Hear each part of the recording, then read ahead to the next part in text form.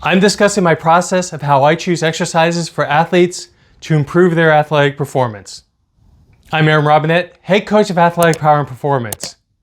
I help inspire athletes to find their passion, drive, and joy for their sport.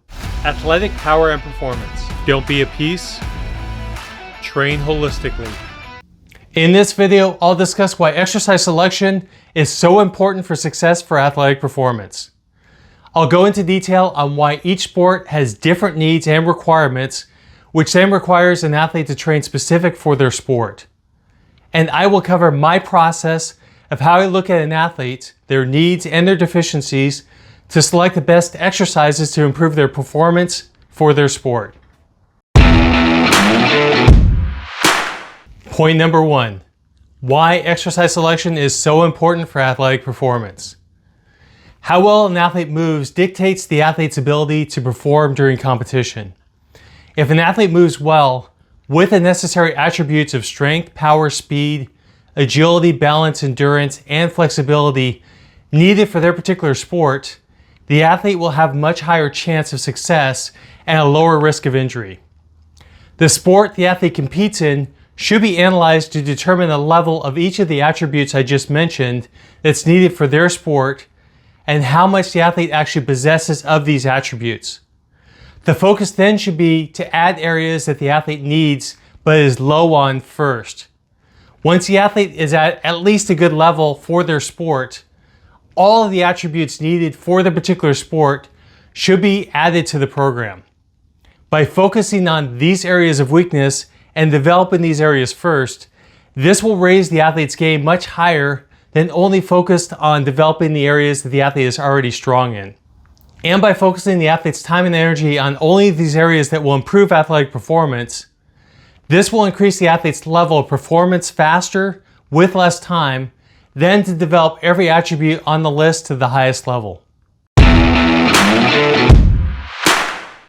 Point number 2, why each sport has different needs and requirements and how this changes the way each athlete should train for optimal athletic performance. When we look at these individual attributes I listed off in point number 1, which are strength, power, speed, agility, balance, endurance, and flexibility, and develop these to the highest degree possible, this is not only impossible from a time availability standpoint, but this would be a waste of time and resources for the athlete.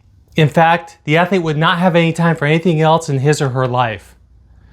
And there are times when this would be counterproductive from a performance standpoint. For instance, if I were to put a distance runner on the strength and power program designed for a football offensive lineman, this would have a tendency to put more muscle mass on the runner that would make the runner heavier and slow the runner down over distance. The added strength and power would not be enough to counteract the extra weight for the distance runner. The other factor is that the program of strength and power for the offensive lineman is designed for many short bursts and many breaks over an entire football game. Training the distance runner this way would actually lower the distance runner's overall endurance. Many athletes need the same attributes but in a different manner or in a different movement pattern than other athletes. For example, a baseball pitcher and a wrestler both need power. However, the baseball pitcher needs directional power that focuses all of his energy into throwing the baseball towards the plate with high levels of velocity.